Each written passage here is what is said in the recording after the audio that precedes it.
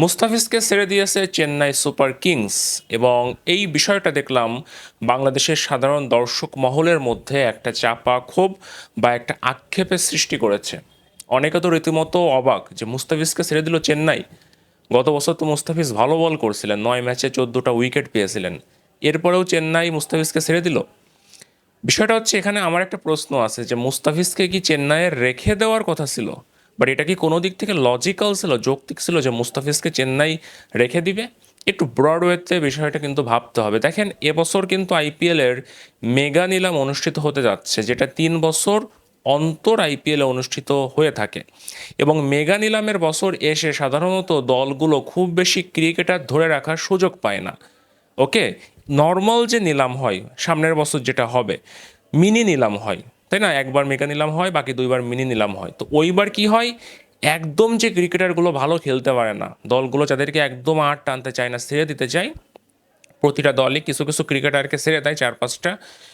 অল্প কিছু টাকা আবার ব্যাক চলে আসে, নিলামে গিয়ে, মিনি নিলামে গিয়ে তারা কিন্তু 4-5টা ক্রিকেটার কিনে নেয়। বাট মেগা নিলামের সময় এসে কিন্তু দলগুলোকে অধিকাংশ ক্রিকেটারই ছেড়ে দিতে হয়। এবং এবছর দলগুলো মাত্র 6টা ক্রিকেটার রাখার সুযোগ পেয়েছিল, রিটেনশন করতে পারতো মাত্র 6টা দল।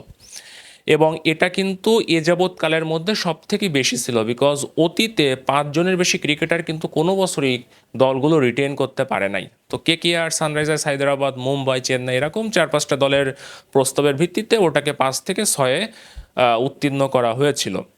কিন্তু 6টা প্লেয়ারই বা কয়টা দল রেখেছে দেখেন, একমাত্র কেকেআর তো পারলে তাদের পুরো স্কোয়াডটাই রেখে দেয়। সেই কেকেআর ম্যাক্সিমাম 6টা ক্রিকেটার রিটেন করেছে, চেন্নাই কিন্তু রিটেন করেছে 5টা, মুম্বাই ইন্ডিয়ান্স সম্ভবত 4টা, রাইট? এর কারণ হচ্ছে 6জন ক্রিকেটার আপনি রাখতে পারতেন, বাট 6জন ক্রিকেটার যদি আপনি ধরে রাখেন তাহলে আপনার পার্টস, যেটা 120 কোটি টাকার, সেখান থেকে ম্যাক্সিমাম 79 কোটি টাকা কেটে নিয়ে যাওয়া হবে। ওকে, বাকি থাকলে 41 কোটি। 41 কোটি দিয়ে মেগা নিলামে গিয়ে একটা দল বিল্ড আপ করা, ইটস ভেরি ভেরি চ্যালেঞ্জিং।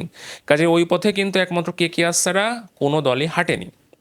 তো চেন্নাই কি করেছে, তারা তাদের একদম কোর ক্রিকেটার, সব দলই সেটাই করে, একদম কোর ক্রিকেটার যারা বছরের পর বছর ওই দলের হয়ে খেলতেছে এবং ভবিষ্যতেও দলগুলো ওই ক্রিকেটারকে নিয়েই পরিকল্পনা সাজাতে চায়, এই ক্রিকেটারগুলোকে চেন্নাই এবং সব দলই কিন্তু রেখে দিয়েছে। চেন্নাই ধোনিকে রেখেছে, face off Chennai Super Kings, uncapped ক্রিকেটারের ক্যাটাগরিতে রেখেছে সত্য কথা, বাট ধোনি অন্যভাবে অনেকভাবে টাকা ইনকাম করবেন আইপিএল থেকে, not a big deal for হিম।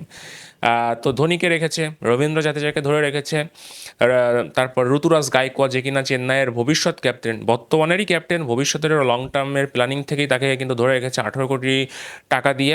শিবম দুবেকে ধরে রেখেছে এবং মাথিসা পাথিরানাকে ধরে রেখেছে। মাথিসা পাথিরানা প্রচণ্ড পরিমাণে ভ্যালুয়েবল এবং চাহিদা সম্পন্ন একটা ক্রিকেটার। সে যদি নিলামে যায়, চেন্নাইয়ের কিন্তু সম্ভাবনা কমে যাবে। যদিও চেন্নাইয়ের হাতে আরটিএম থাকবে, স্টিল 20 কোটি 25 কোটিতে তার দাম চলে যেতেই পারে। কাজে 13 কোটি দিয়ে কিন্তু তারা খুব পিসফুলি তাকে রিটেন করেছে। অর্থাৎ সেই একদম কোর ক্রিকেটারগুলোকে কিন্তু এই মেগা নিলামে এসে দলগুলো রিটেন করে এবং একদম ওই ধরনের ভ্যালুয়েবল ক্রিকেটার যাকে ছেড়ে দিলে আপনি পাওয়ার সম্ভাবনা খুবই কম, কিন্তু আপনি তাকে খুব করে রেখে দিতে চান, এমন ক্রিকেটারদেরকে দলগুলো সারে না রেখে দেয়, যেমন কেকেআর রেখে দিয়েছে রিঙ্কু সিংকে। এখন চেন্নাই কিন্তু তাদের অনেকগুলো গুরুত্বপূর্ণ ক্রিকেটারকেও ছেড়ে দিয়েছে বা তাদেরকে ছেড়ে দিতে হয়েছে, শুধু মুস্তাফিজ না, তারা কিন্তু মঈন আলী, যেটা চেন্নাই কিন্তু অনেক বছর ধরে চেন্নাইয়ের হয়ে খেলতেছেন, মঈন আলী তাকে ছেড়ে দিয়েছে। এরপর মহেশ থিকসেনা, আমি তো ইভেন অবাক হয়েছি যে মহেশ থিকসেনাকে চেন্নাই ছেড়ে দিল। মহেন্দ্র সিং ধোনির তো রহস্য স্পিনারদের প্রতি একটা অ্যাট্রাকশন কাজ করে এবং মহেশ থিকসেনা কিন্তু গত 3 বছর বেশ রেগুলার বেসিসে তিনি খেলেছিলেন, কিন্তু তাকেও ছেড়ে দিয়েছে। অর্থাৎ ছেড়ে দিতে হয়েছে, কে ছেড়েছে, সব দলকেই কিন্তু ছেড়ে দিতে হয়েছে, বিকজ ম্যাক্সিমাম 6জন ক্রিকেটার আপনি রাখতে পারবেন, তার বাইরে আপনি রাখতে পারবেন না। আর 6জনও রাখতে গেলেও ভেরি ভেরি চ্যালেঞ্জিং। কাজেই 3-4জন করে রাখছে এবং হাতে তো আরটিএম আছে, যেটা তারা নিলামে অ্যাপ্লাই করতে পারবে, কে আর অ্যাপ্লাই করতে পারবে না। এখন মুস্তাফিজের কথা যদি আমরা একটু চিন্তা করি, মুস্তাফিজকে কিন্তু 2 কোটির বেশি লাগে না কিনতে, ফ্রাঙ্কলি স্পিকিং।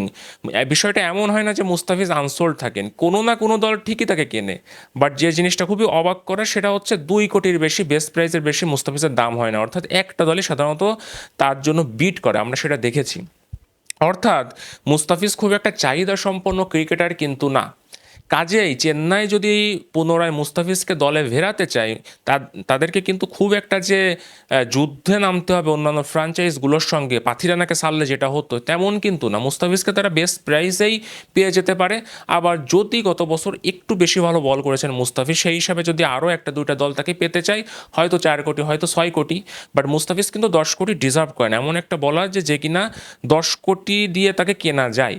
কাজেই চেন্নাই যদি মুস্তাফিজকে পেতে চায়, তারা নিলাম থেকে কিনে নেবে, not a big deal actually. কিন্তু মুস্তাফিজ ওই ধরনের চাহিদা সম্পন্ন ক্রিকেটার না যাকে কিনা রেখে দেবে, কারণ এখানে রাখতে গেলে একটা রিটেনশন স্পট কিন্তু কমে গেল, 6 জনকে আপনি রাখতে পারবেন। তা মুস্তাফিজকে যদি চেন্নাই রাখতো তাহলে কিন্তু একটা স্পট কমে গেল, এবং সেখানে কিন্তু তাদের পার্স থেকে 11 কোটি, ন্যূনতম 11 কোটি টাকা কেটে রাখা হতো।